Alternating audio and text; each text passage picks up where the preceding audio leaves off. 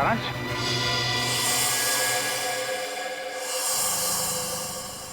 नहीं अंकल, मैं तो अभिषेक हूँ। माफ करना, हम इसे कोई और समझ बैठे थे। सर 15 दिन हो गए, अखबार, न्यूज़पेपर्स, हर जगह कोशिश कर ली, मगर सारांश हमें मिला ही नहीं सर। मिलेगा पंकज, जरूर मिलेगा। मेरा दिल बोल रहा है सारांश हमें जरूर मिलेगा। सर, ये लोग सीआईडी से आए हैं। आइए आइए सर, मैं आप ही लोगों का इंतजार कर रहा था। त्रिकोण से मिल सकते हैं हम लोग? हाँ हाँ, क्यों नहीं। पर सर, मुझे नहीं लगता कि त्रिकोण ये सारे खून कर रहा है, क्योंकि इस जेल से बाहर निकलना बिल्कुल ही नामुमकिन है। अच्छा, इस त्रिकोण का स्वभाव कैसा है अभी यहाँ इस जेल में? हिंसक और खतरनाक ही है या? नहीं नहीं सर, ऐसा बिल्कुल भी नहीं है। वो तो बहुत ही शांत और सुलझा हुआ है। मैं तो खुद चाह रहा था कि सरकार से अपील करूं कि उसकी सजा माफ कर दी जाए। अब ये कोई संयोग तो नहीं हो सकता कि कोई उसकी नकल करके खून कर रहा है? हाल ही में कोई आया था उससे जेल में मिलने के लिए?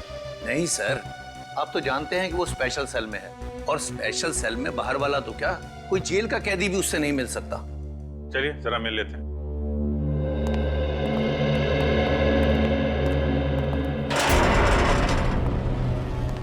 त्रिकोण, देखो तुम्हारे लिए आज कितने खुशी का दिन है। इतने सालों के बाद तुमसे सीआईडी वाले मिलने आए। क्या बात है जेलर साहब, आज आपका कानून मुझ पे इतना मेहरबान क्यों है? मेहरबान नहीं हुआ, बस ये समझ लो कि तुमसे ये पूछने आए कि जेल में बैठे बैठे तुमने दोबारा खून करना कैसे शुरू कर दिया। कमाल है आप लोगों का भी। इतने सालों से मुझे इस जेल में कैद करके रखा है, लेकिन शक करने की आदत आप लोगों की गई नहीं।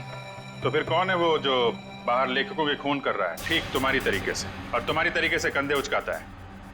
कौन हो सकता है जो मेरी तरह खून कर रहा है? शायद तुम्हारा कोई परिवार वाला, कोई दोस्त या कोई रिश्तेदार। कोई नहीं है मेरा। बचपन अनाथालय में बीता है और जवानी जुर्म की सड़कों पर। तो तुम ये कहना चाहते हो कि तुम्हारे खून करने के तरीके के बारे में किसी और को मालूम नहीं है? किसी को नहीं। तुम्हें किसी पे शक है? देखो, जो कुछ मालूम है बता दो, शायद हम किसी की जिंदगी बचाने में कामयाब हो जाए। क्या आपकी मदद करने से मेरी सजा कम हो सकती है? वादा नहीं कर सकते, लेकिन अगर तुम्हारी मदद से हम उस नकलची खूनी को पकड़ लेंगे तो दरख्वास्त जरूर करेंगे सरकार से, तुम्हारी सजा कम हो जाए। ठीक है, मुझे उम्मीद है कि आप अपने शब्द भविष्य में आगे जरूर याद रखेंगे। मुझे लगता है कि वो मेरे लेखन पढ़ के ठीक उसी तरह खून कर रहा है। तुम्हारा लेखन? हाँ, पढ़ते पढ़ते कभी याद ही नहीं रहा कि मुझे भी लेखन का शौक हो गया है, और मैं लिखने लगा। हर रोज रात को सोने से पहले मैं अपने विचार उस डायरी में व्यक्त करने लगा। मतलब मारने का प्लान, मारने का तरीका, उसका नाम, सब कुछ तुम उस डायरी में लिखते थे? जी हाँ, मुझे लगता है कि वो डायरी उसके हाथ लग गई और वो मेरे विचारों से प्रभावित होकर ठीक उसी तरह जुर्म के रास्ते पर आगे बढ़ चुका है। कहाँ रखी, कहाँ थी तुमने वो डायरी? अनाथालय में छोड़ आया हूँ अपने अतीत के वो पन्नों को। जी, मैं सुरेश बोल रहा हूँ, जी के नगर अनाथालय से। वो जो आप बच्चों की किताबें भेजने वाले थे। ठीक है, मैं शाम को आके ले लूंगा। हाँ जी, नमस्ते। कहिए।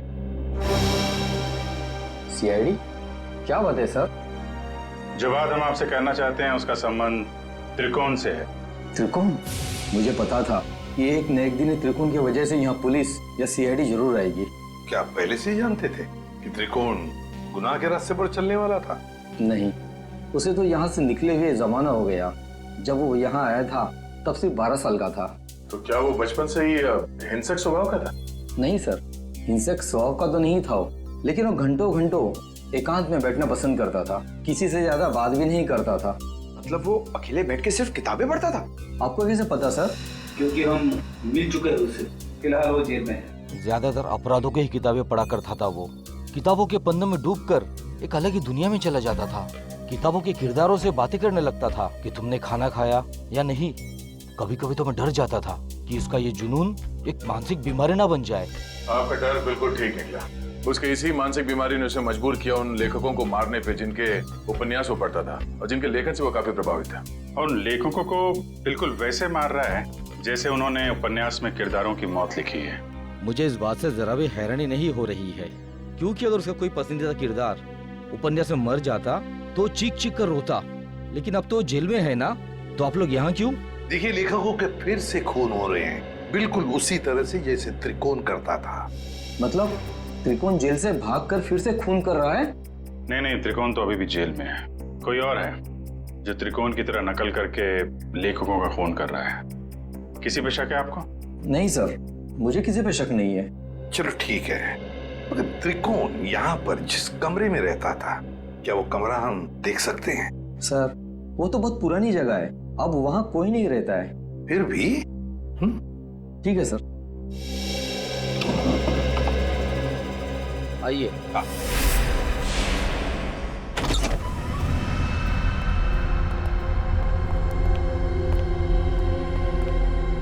तो ये है त्रिकोण का कमरा। मैनेजर साहब, त्रिकोण के पास एक डायरी हुआ करती थी, कुछ जानते हो उस डायरी के बारे में? नहीं सर, हमें तो ऐसी कोई डायरी नहीं मिली। वैसे आप देख सकते हैं सर, यहाँ पे कुछ पुरानी किताबें पड़ी है, शायद उसमें हो। देखो फ्रेंड, किताबों को ऐसे क्यों रखा गया? संभाल के क्यों नहीं रखा? ऐसे तो दीमक खा जाएंगे इसे। माफ करना सर, दरअसल इस कमरे की तरफ मैंने ध्यान ही नहीं दिया।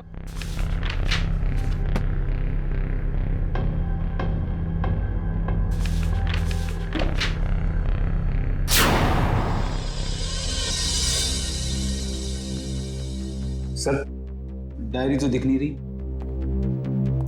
लेकिन मुझे कुछ दिख रहा है सर। क्या? सर ये ईंट देखिए दीवार पे, बिल्कुल अलग है।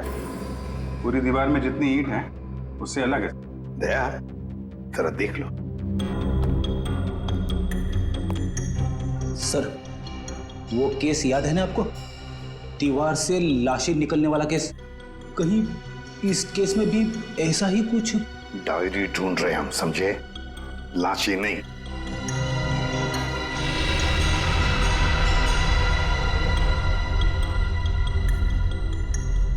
नहीं फ्रेडी, या लाश तो दूर, एक किताब भी नहीं रख सकते हैं। सर फाइल कहाँ है? हाँ, त्रिकोण। मतलब वो नकलची खूनी डायरी निकाल के ले गया। अभिजीत, ये जरूर त्रिकोण के डायरी का कवर है। मतलब यहाँ जो भी आया था वो जानता था कि त्रिकोण ने अपनी डायरी कहाँ छुपा के रखी है। ये यहाँ त्रिकोण के बाद में कोई रहता था? हाँ सर, एक लड़का रहा करता था, सुंदर नाम था उसका। ये सुंदर बाद में भी कभी आया था यहाँ इस कमरे में? हाँ सर, आया था। महीने भर पहले वो मुझसे मिलने आया था और कुछ दिन यहाँ रहा भी हो, अपनी पुरानी यादें ताजा करने के लिए। अच्छा, सुंदर। सुंदर का पता तो होगा ना आपके पास?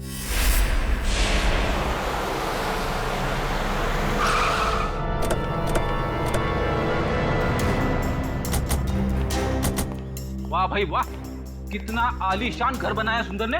अंदर चल के देखते हैं और क्या क्या आलीशान राज छिपा रखे हैं सुंदर ने। दरवाजा तो खुला हुआ है, कहीं भाग तो नहीं गया सुंदर? लगता है कुछ गड़बड़ है। सुंदर! ओह माय गॉड, वो देखो।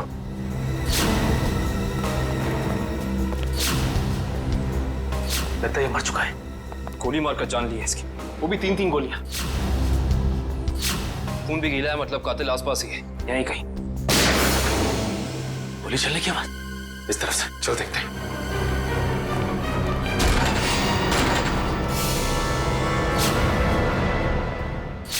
देखो से। सुंदर जी, हाथ ऊपर।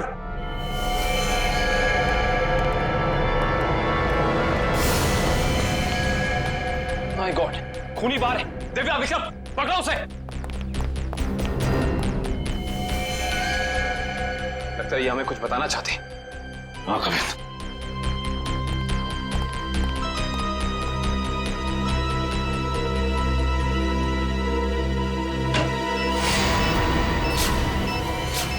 यहाँ बॉम्ब है, सिर्फ 30 सेकंड बाकी है, निकलते हैं यहाँ से। चलो जल्दी चलिए। मैं मेरी मीना को ऐसा छोड़ के नहीं जा सकता। मीना, मीना, अरे रुक जा, मर जाएगा।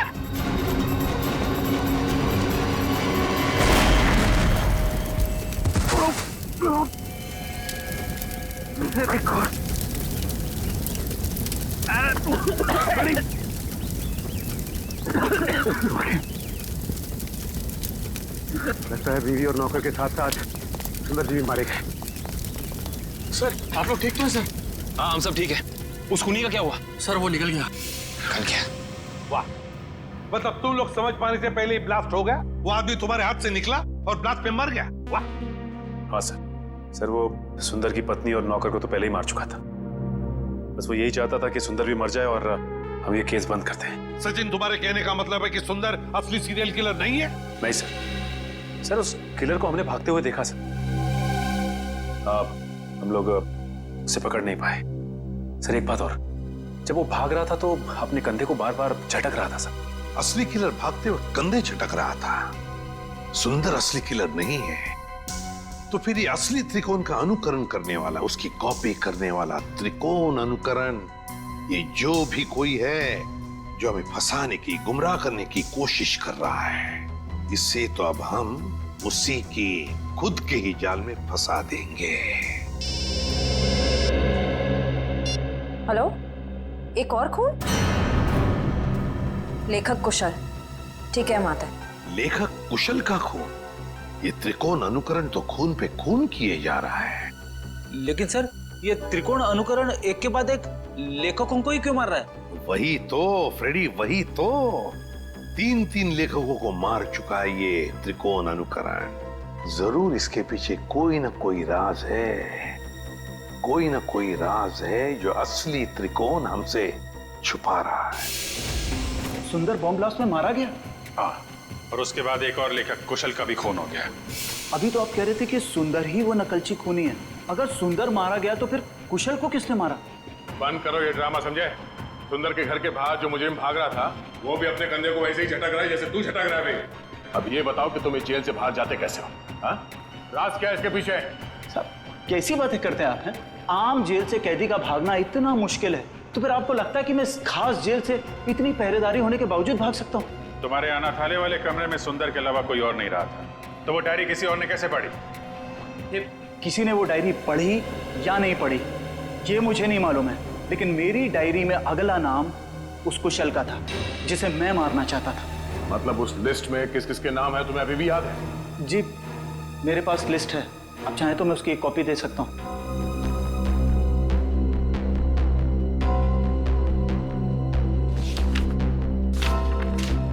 पहले देना चाहिए था, शायद कुशल की जान बच जाती। मुझे इस चीज की उम्मीद नहीं थी। आशा करता हूं कि आगे किसी और की जान नहीं जाएगी। दीपक, आखिरी नाम दीपक है। खून किया है तुमने, खून। मैंने किसी का खून नहीं किया। मैं तो एक मामूली सा लेखक हूँ। शेखर? भूल गए शेखर को? कौन शेखर? मैं किसी शेखर को नहीं जानता। तुम्हारी किताब खूनी मंजिल का किरदार शेखर। अरे पागल हो गया क्या? वो कोई असली में शेखर इंसान थोड़ी ना है। वो तो मेरी कहानी का एक कैरेक्टर है, मेरा पात्र है वो। चल राइटर साहब, आपको थोड़ा सेंसिटिव होना चाहिए। आप इस तरह जल्दी करेंगे तो कैसे चलेगा? हाँ, अब आप भी जरा इस दर्द को महसूस करिए।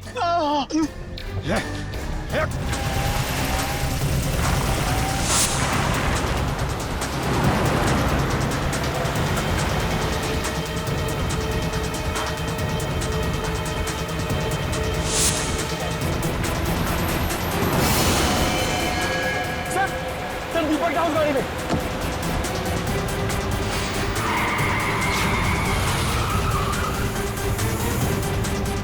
उसमें? हाँ सर।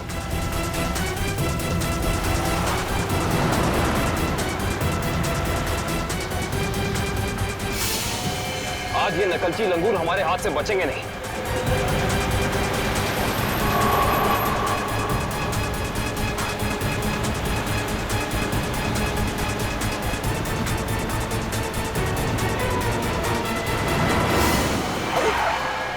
ये कौन आ गया? कोई शराबी होगा सर, इसकी वजह से हमारा खून ही हाथ से निकल जाएगा।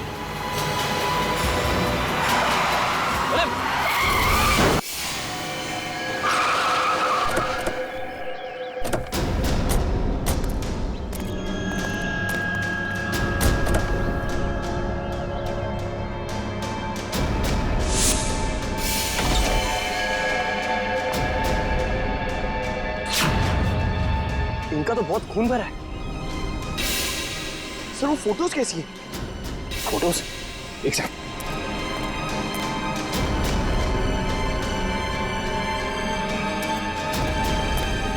ये देखो, ये तस्वीरें केसी डगोडिया के क्राइम सीन की तस्वीरें इनके पास। ये फोटोज इसके पास कैसे आई सर? ये कोई जर्नलिस्ट या रिपोर्टर तो नहीं? जर्नलिस्ट को तो वहां अंदर आना अलाउ नहीं किया था। सर इसका मतलब ये हमारे पहुंचने से पहले वहां पहुंच गई थी। हो सकता है पंकज, कहीं ये वही लड़की तो नहीं जिसने हमें फोन करके बुलाया था। इसका होश में आना बहुत जरूरी है। दिव्या, पानी की छींटे डालो।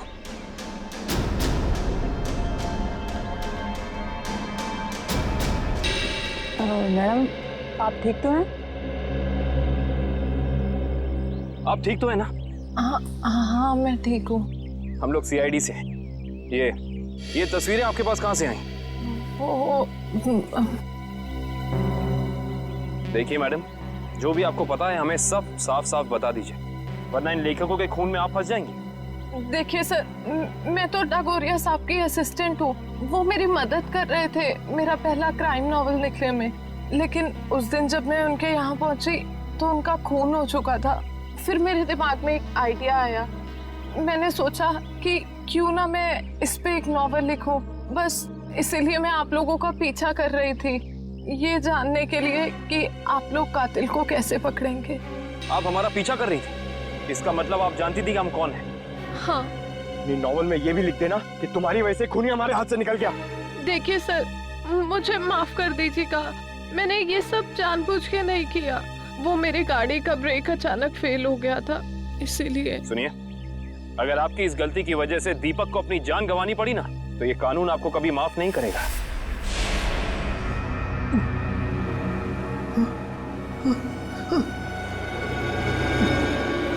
मुझे छोड़ दो प्लीज, प्लीज मुझे यहाँ से जाने दो। जाने ही तो दे रहा हूं तुझे। बहुत जल्द तू भी शेखर के पास पहुंच जाएगा। इसी तरह कुर्सी पर बांधकर मौत दी थी ना तूने उसे, अब तोहफे में तुझे भी यही मौत मिलेगी।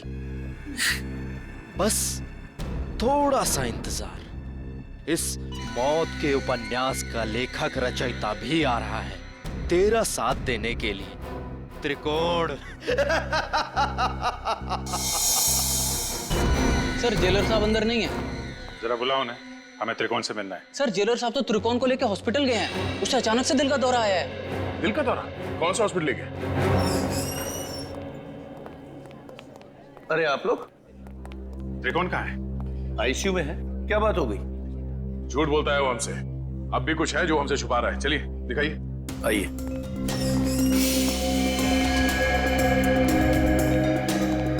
कहाँ है ये त्रिकोण? कहाँ है? अभी तो यही था, कहाँ चला गया? सर कहीं वो हॉस्पिटल से भाग तो नहीं गया दीपक को मारने के लिए? भाग कैसे सकता है?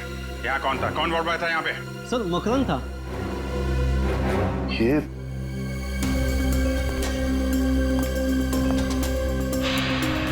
जीत तो बेहोशी की दवाई है।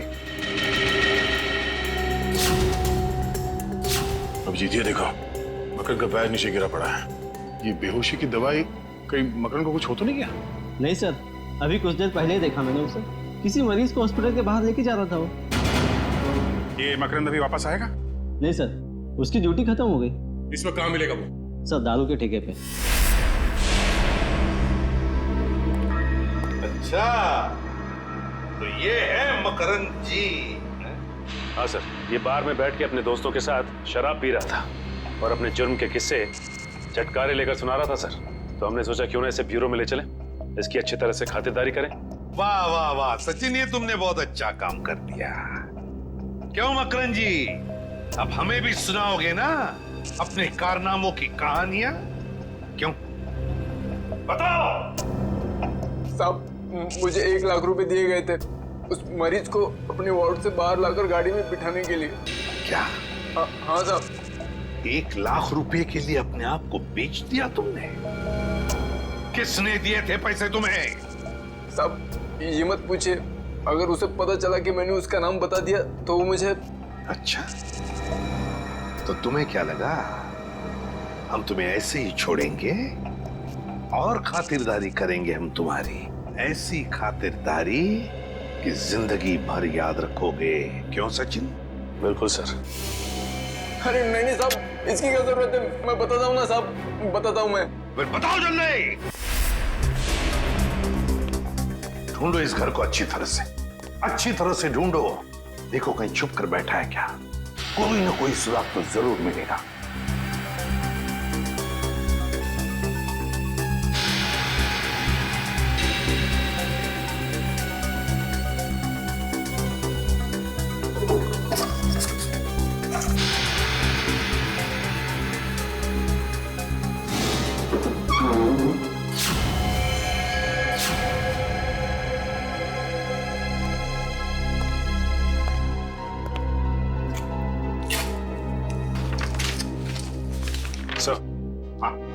ये देखिए सर, ये कैबिनेट के पीछे कुछ रखा हुआ था। कागज है? हाँ सर, पेपर्स ही है। डायरी के पन्ने हैं। अरे ये तो त्रिकोण की डायरी के पन्ने हैं। यही तो हम ढूंढ रहे थे उस अनाथ आश्रम में। माय गॉड, क्या हुआ सर? श्रेया, इसमें लिखा है कि दीपक वो आखिरी लेखक है, दीपक जिसकी वो जान लेना चाहता है। इसका मतलब दीपक की जान को खतरा है?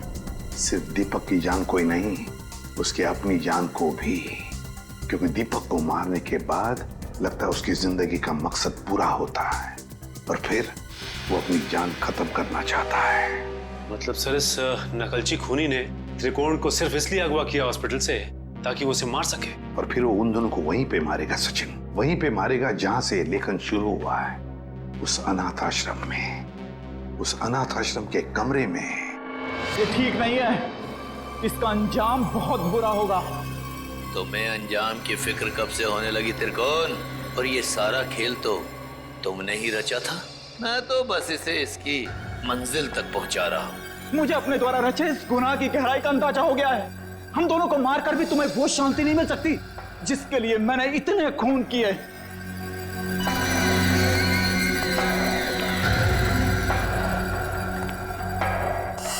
हाँ, क्यों नहीं, पर मुझे नहीं लगता कि ये सारे खून त्रिकोण ही कर रहा है। बहुत देर हो चुकी है त्रिकोण। तेरे प्रवचन अब ना तो तेरी जान बचा सकते हैं और ना ही दीपक की। नहीं चला, तुम ऐसा नहीं कर सकते। अब तुझे मैं बिल्कुल वैसे ही मारूंगा जैसे त्रिकोण ने अपने उपन्यास में लिखा था। नहीं चला तुम। मुझे मत मारो, मुझे जाने दो। बस हो गया तुम्हारा खेल। अब अगर कोई हरकत की ना तुमने तो तेरा वो हाल करेंगे तो सोच भी नहीं सकता। सीआईडी, तो आखिर मेरा भेद खुल ही गया। तो अब तुम लोग मुझे फांसी पर चढ़ाए बिना तो छोड़ोगे नहीं। तो क्यों ना मैं फांसी पर चढ़ने से पहले इन दोनों को मार के अपना मकसद पूरा कर लूं।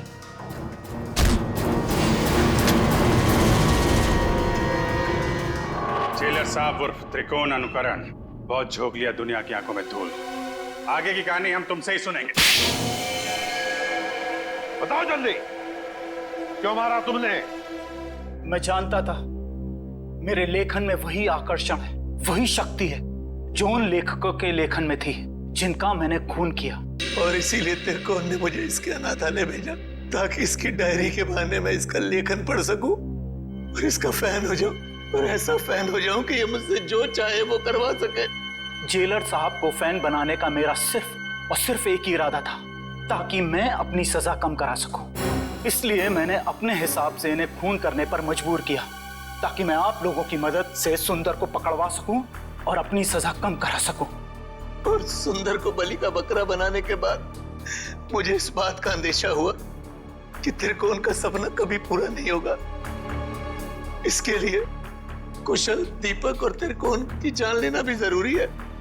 तो मैंने त्रिकोण के खाने में एक दवा मिला दी जिससे इसको दिल का दौरा पड़े, और फिर मैं इसे अस्पताल से अगवा करके इसको इसकी मंजिल तक पहुंचा सकूं।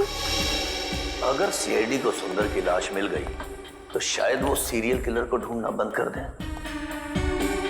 मगर फिर त्रिकोण के उस सपने का क्या होगा? उन सब लेखकों को मार के मोक्ष प्राप्त करने का सपना? नहीं, मैं पूरा करूंगा त्रिकोण का वो सपना। मैं त्रिकोण को गुमराह होने नहीं दे सकता।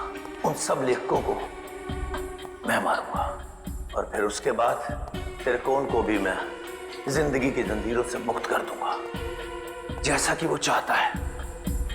सुंदर के मरने के बाद आप लोग कुशल की मौत की खबर लेकर आए तो मैं समझ गया ये जेलर किसी को नहीं छोड़ेगा, एक एक करके सबको मार देगा और अंत में मुझे मार देगा।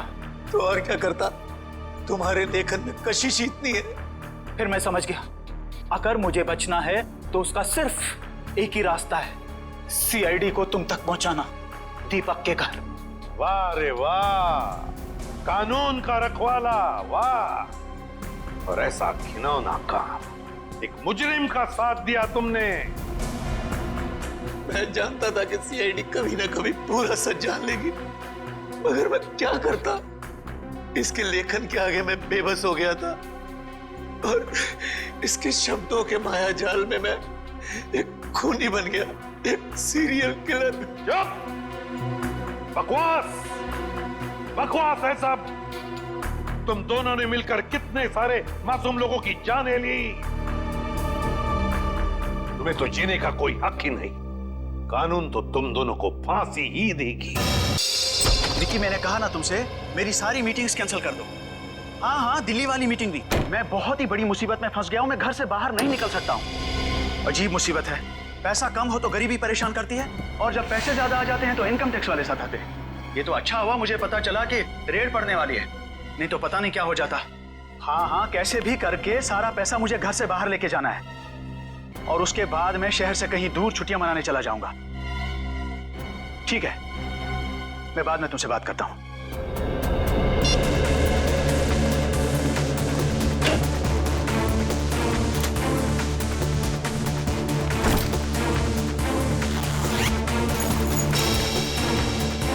पैसा तो सारा ठीक ठाक ही लग रहा है।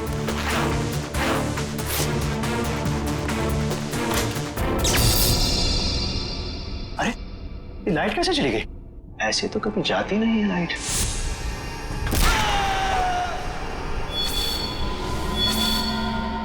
कौन हो तुम और क्यों कर रहे हो ये सब? तुम तो एक लेखक हो ना, जानते ही होगे कि कोई किसी की जान क्यों लेता है। जान लेने की 3 ही वजह होती है, पैसा, प्यार और बदला। मुझे तुमसे बदला लेना है। कैसा बदला? मैं तो तुमको जानता तक नहीं। तुम मुझे नहीं जानते, मगर अंकुश को तो जानते ही होगे ना। अंकुश? अंकुश अनंत, वो मेरे दिल के बहुत करीब था। तुमने उसकी जान ली, अब मैं तुम्हारी जान लूंगा। अंकुश आनंद की मौत का बदला? अरे तुम्हारा दिमाग खराब हो गया है क्या? अरे मुझे निकालो यहाँ से। अरे बचाओ, कोई है? अरे कोई बचाओ। कोई नहीं बचाएगा अब तुम्हें। जिस तरह तुमने अंकुश अनंत को तड़पा तड़पा के मारा था, ठीक उसी तरह मैं तुम्हें तड़पा तड़पा के मारूंगा।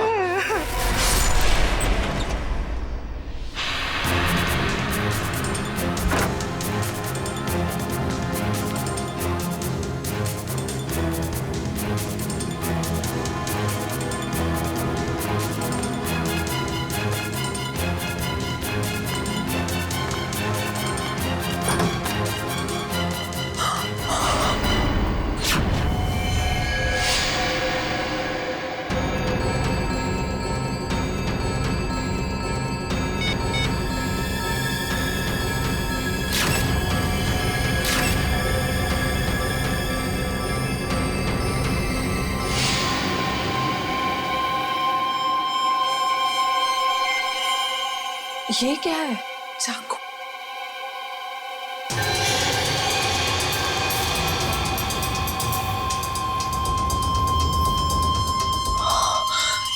ये क्या किया मैंने? फोटो खींचने के चक्कर में अपनी उंगलियों के निशान चाकू पे छोड़ दिए।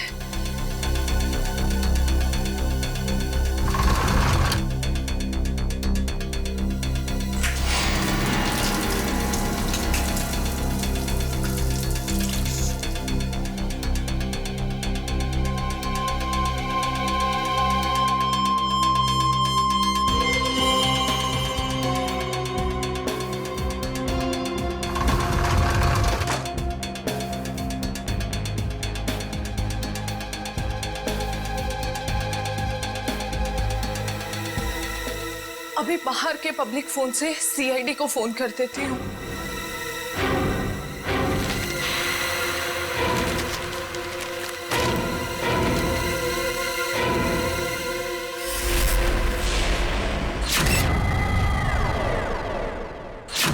बड़ी बेरहमी से मारा है इसे।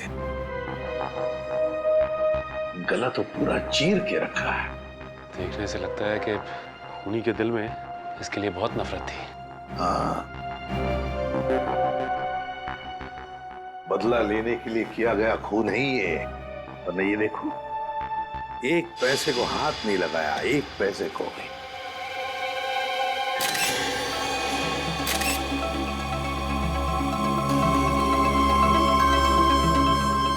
सर, हाँ, सर ये देखिए, ये चाकू वहां बेड के पास पड़ा हुआ था।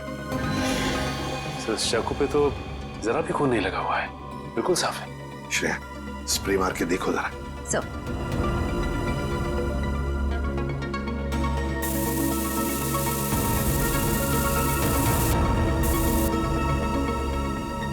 सर ये देखिए, इसका मतलब खून इस चाकू से ही किया गया है। रंग बदल गया, मतलब चाकू पर खून है। खून इसी चाकू से किया गया है। सर एक बात समझ में नहीं आ रही, खूनी ने चाकू को साफ करके यहीं क्यों छोड़ दिया? वो इसे अपने साथ भी तो ले जा सकता था। बिल्कुल, चाकू यहीं पर छोड़ के क्यों गया वो, और वो भी साफ करके? कोई ना कोई तो वजह जरूर है। सर, हाँ, दगोड़िया जी का मैनेजर आ गया। आ गया? जी सर। ठीक है सचिन, बॉडी को फॉरेंसिक लैब भेजने का बंदोबस्त करो। अच्छा, इस मैनेजर से मिलता हूँ।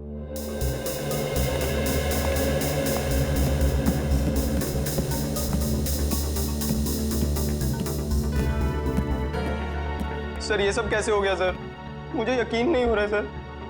सर कल रात को ही तो मेरी दगोड़िया सर से फोन पे बात हुई थी, तब तो सब ठीक था। दगोड़िया जी का किसी के साथ कोई झगड़ा वगड़ा था? कोई दुश्मनी थी? नहीं सर, जहां तक मुझे याद है ऐसा कभी उन्होंने कोई जिक्र नहीं किया। एक लड़की ने हमें फोन किया था, वो कहाँ है? सर लड़की ने? हाँ। नहीं सर, दगोड़िया सर के परिवार में इनके अलावा और कोई नहीं है। दगोड़िया सर अकेले ही थे। तो सर फिर जिस लड़की ने हमें फोन किया था वो कौन थी? सर कहीं वही लड़की खूनी तो नहीं थी? नहीं श्रेया, लड़की खूनी नहीं हो सकती। लाश को उठा के ऊपर लटकाना कोई आसान काम नहीं है, ये कोई लड़की नहीं कर सकती। सर एक और बात समझ में नहीं आ रही, लड़की हमें इन्फॉर्म करने के बाद कि खून हुआ है यहाँ पे, खुद कैसे गायब हो गई? डर गई होगी और शायद इसीलिए उसने लैंडलाइन से, मेरा मतलब है पीसीओ से हमें फोन किया होगा। ऊपर जो पैसों से भरी बैग है, क्या जानते हैं आप उस पैसे वाले बैग के बारे में? दरअसल दगोड़िया सर कल काफी परेशान थे। एक्चुअली उन्हें पता चला था कि उनके घर में इनकम टैक्स की रेड पड़ने वाली है और इसीलिए उन्होंने अपनी सारी मीटिंग्स भी कैंसिल करवा दी थी। अच्छा, तो शायद इसीलिए पैसे ठिकाने लगाने के प्लानिंग में लगे होंगे दगोड़िया जी। और बस उसी वक्त खूनी आ गया और दगोड़िया जी का काम तमाम कर दिया।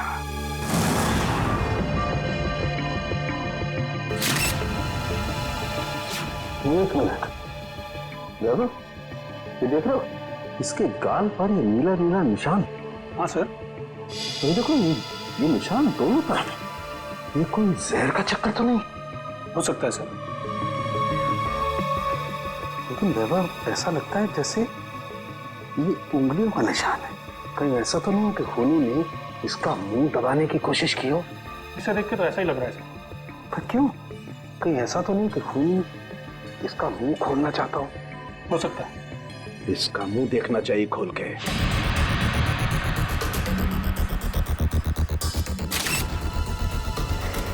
जरा फोर्स देना।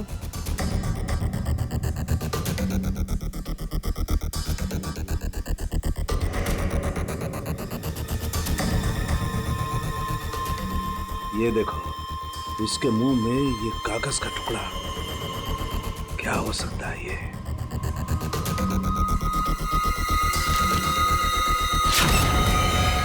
अंकुश आनंद, ये किसका नाम हो सकता है?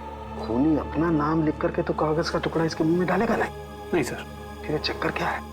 अरे देखो, कागज के दोनों तरफ खून भी लगा हुआ है। साळुंखे, ये कागज तुझे दगोड़िया के मुंह में से मिला? हाँ बॉस, मुझे भी बड़ा ताजुब हुआ। कोई खूनी किसी के मुंह में कागज रख के क्यों जाएगा? सर ये भी तो हो सकता है कि ये कागज खूनी ने उनके मुंह में ना रखा, बल्कि उन्होंने खुद मरने से पहले ये कागज खूनी से बचाने के लिए अपने मुंह में खुद ही डाल दिया। हाँ सर, हो सकता है उनकी मौत इस कागज की वजह से ही हुई हो सकता है वो ना चाहते हो कि ये कागज खूनी के हाथ लग जाए, इसीलिए उन्होंने इस कागज को अपने मुंह में छुपा लिया। नहीं श्रेया, मुझे नहीं लगता कि कागज उन्होंने खुद अपने मुंह में छुपाया, बल्कि जिस तरीके के नीले निशान उनके गालों पर पड़े हुए थे, मुझे तो ये लगता है कि खूनी ने जबरदस्ती उनका मुंह खोला और बाद में ये कागज उनके मुंह में ठूस दी। सड़ोंके, खून से सने कागज पर लिखा अंकुश आनंद। ये जो खून है, क्या दगोड़िया के मुंह के अंदर कोई चोट के निशान या फिर कोई खून था? नहीं बस, लाश के मुंह में किसी किस्म का कोई जख्म या कोई चोट का निशान नहीं था। मुझे लगता है कि खूनी ने पहले दगोड़िया साहब को मारा और उसके बाद ये कागज उनके मुंह में रख दिया। ये जो खून लगा है कागज पे, ये खूनी का है? नहीं सचिन, ये खून दगोड़िया साहब का है। मैंने चेक कर लिया बॉस। सर, हाँ। इंटरनेट पे ये नाम सर्च किया मैंने, अंकुश आनंद। इस नाम के 2 लोग हैं सर, एक है चेन्नई में और दूसरा नासिक में। पता लगाओ इन दोनों के बारे में। इन दोनों में से एक का संबंध तो जरूर होगा, इस दगोड़िया के साथ जरूर होगा। हेलो, हाँ, कहाँ पे? ठीक है, हम लोग पहुंचते हैं। सर, एक और खून हो गया है, लेखक मुकेश कुमार का। लेखक मुकेश कुमार? मतलब एक और लेखक का खून? तो फिर जरूर इस मुकेश कुमार और दगोड़िया के खून में कोई ना कोई संबंध है, कोई ना कोई संबंध जरूर है।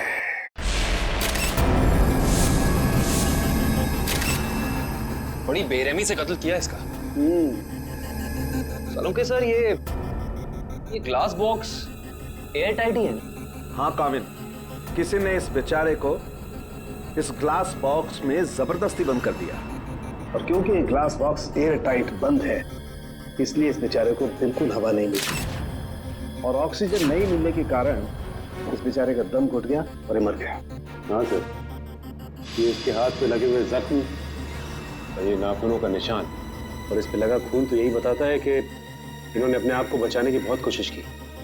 एक काम करते हैं, पहले इस लाश को बाहर निकालते हैं। Yes sir.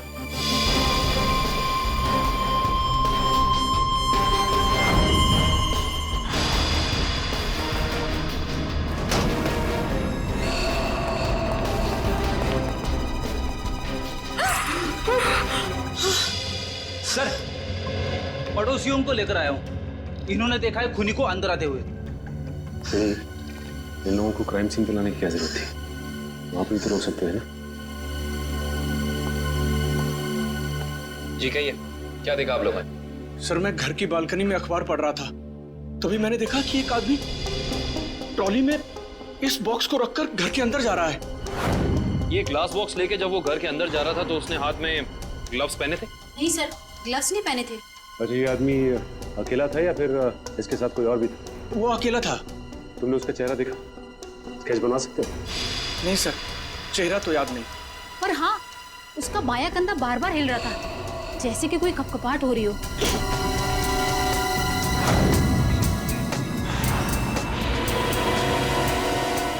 Cabin? Yes sir. एक मिनट।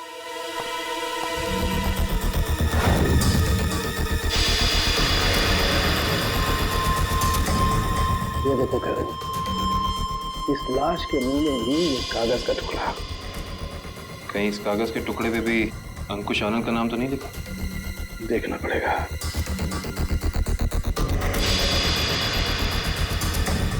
इस पे तो रिजू कालिया लिखा हुआ।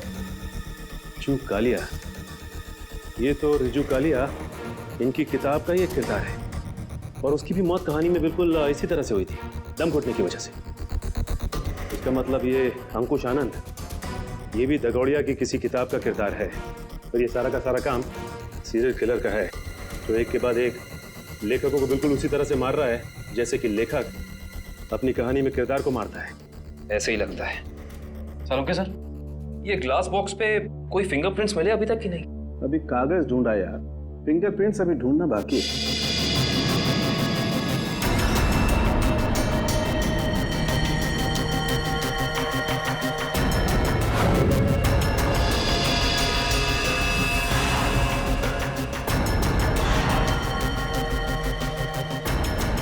मैग्नीफाइंग ग्लास देना जरा।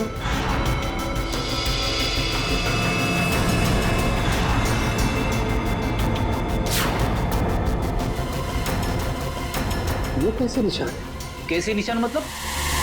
डैडी, मैंने अपनी पूरी जिंदगी में उंगलियों के निशानों पर अंग्रेजी के अक्षर छपे हुए नहीं देखे। उंगलियों के निशानों पे अंग्रेजी के अक्षर?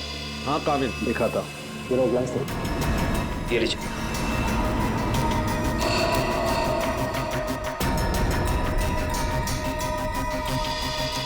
ERICON।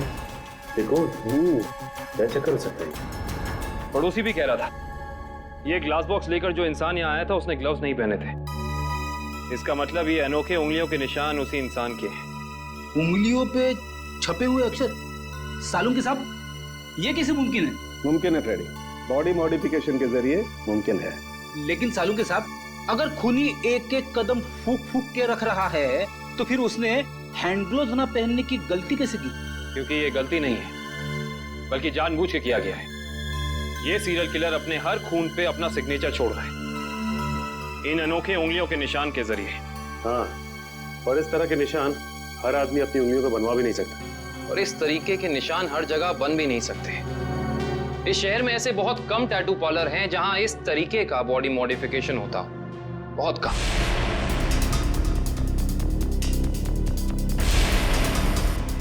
यस, ये बॉडी मॉडिफिकेशन आपने किया है? No sir. क्या आपने बनाया?